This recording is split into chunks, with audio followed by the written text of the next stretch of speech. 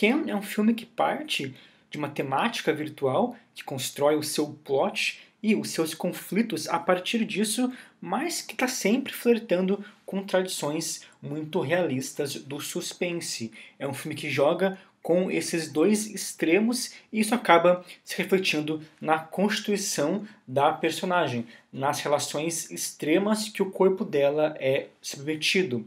O filme conta a história de uma jovem que trabalha como kangaroo e um dia ela não consegue mais logar na sua conta e descobre que existe uma réplica idêntica a ela usando o seu canal. Então ela se vê obrigada a agir fora desse mundo online para recuperar essa identidade.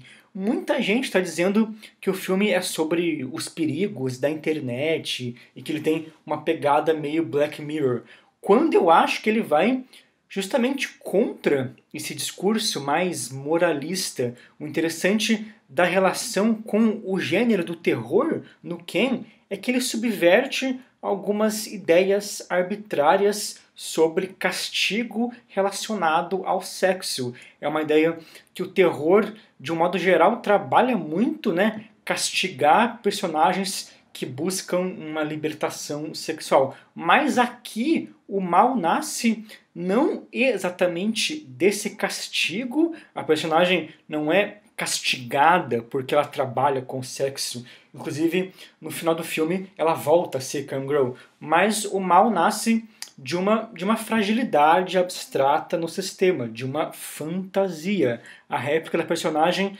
surge sem explicação. É muito mais uma lógica que remete ao cinema do David Cronenberg, por exemplo, do que exatamente uma crítica social a Black Mirror. E a maneira que o filme lida com essa temática, a maneira gráfica que ele vai lidar com isso, revela uma radicalidade, tanto no sentido da forma, da maneira como ele é filmado, como na construção misteriosa dessa réplica. As duas coisas operam numa certa extremidade do corpo da personagem. O trabalho dela em si já demanda uma radicalidade, ela vai propondo essas encenações pesadas com o corpo para subir no ranking do site de Kangaroo. A primeira cena já começa assim, né? É uma cena que inclusive lida muito bem com uma ambiguidade da encenação cinematográfica, porque ela encena aquele suicídio tanto para quem está assistindo o canal dela, como para o espectador que começou a ver o filme agora. E depois, de outra cena, ela vai usar aquele vibrador poderoso também só para subir no ranking como Kangaroo. Ou seja, ela vai explorando esses extremos do corpo para alcançar um ideal. E quando ela descobre que a conta foi roubada, ela tenta resolver tudo com as próprias mãos, faz uma investigação, enfrenta uns caras que ela acha que são suspeitos, tenta resolver tudo fisicamente e de maneira independente pelos próprios meios. Então, ela está sempre colocando a si mesma em um extremo.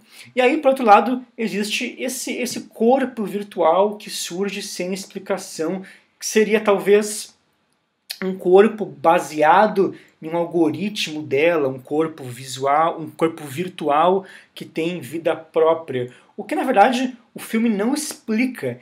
Ele está mais interessado nessa assimilação gráfica, nesse mal abstrato que é essa réplica, e não em um comentário mais ilustrativo sobre isso. É como se esse corpo performático, essa persona que a personagem construiu como Kangaroo, ganhasse vida própria de uma hora para outra.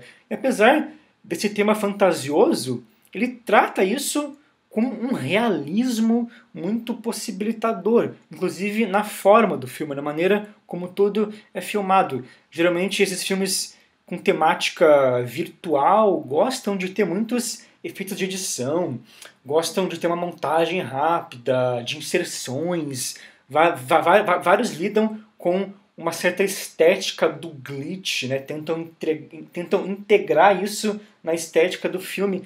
Mas aqui isso não acontece, pelo contrário, até ele é um filme dinâmico, ele constrói o suspense de maneira ágil, mas ele é muito mais formalista.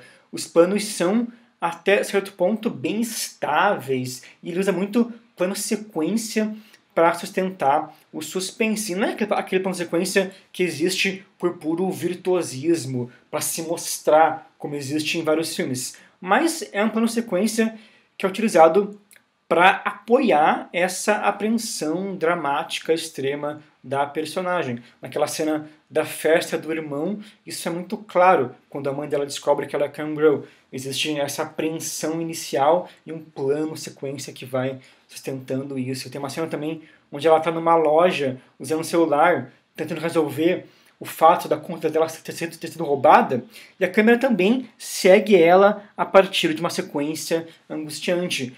É um filme que se resolve muito bem pelos planos, por uma decupagem bem direta, e não tenta resolver tudo na montagem. A cena final talvez seja a maior prova disso. É uma cena que trata tanto dessa lógica mais direta do plano, como desses dois extremos entre corpo virtual, entre corpo físico e corpo virtual. Essas duas extremidades. A protagonista cria todo um jogo com os espelhos, com o espelho, com a imagem dela e da réplica dela dentro desse quadro onde existe uma espécie de profundidade de campo virtual. Então elas começam esse duelo de repetir uma ação da outra, de replicar uma outra, e a personagem destrói, tenta destruir o próprio rosto para obrigar a sua réplica virtual a fazer o mesmo. Ou seja, a resolução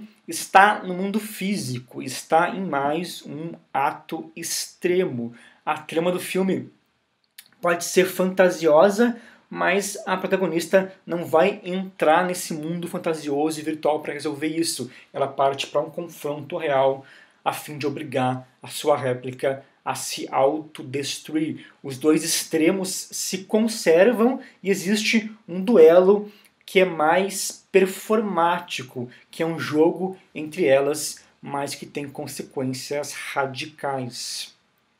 Acho que o que eu mais gostei do filme é que ele tenta resolver tudo de maneira bem prática. Ele não usa muito artifícios para abordar as coisas. Ele deixa algumas pontas abertas, principalmente em relação ao surgimento da réplica e a própria natureza dessa réplica, mas acho que isso existe para reforçar essa ideia de um mal abstrato e não de uma entidade moral que vai castigar ela. E de toda forma, é um filme de gênero, é um tipo de filme de gênero que eu sinto falta, que aceita os seus desafios, que resolve as coisas sem simplesmente sugerir, mas concretiza os seus elementos, suja as mãos e faz isso sendo estilisticamente muito inspirador e muito responsável no sentido de resolver as coisas pela encenação, pelo plano e não por simples efeitos, e ainda lidando com violência, com temas pesados, com algo até meio gore na cena final, Equilibra isso com a abordagem dramática, o que resulta em um trabalho muito único.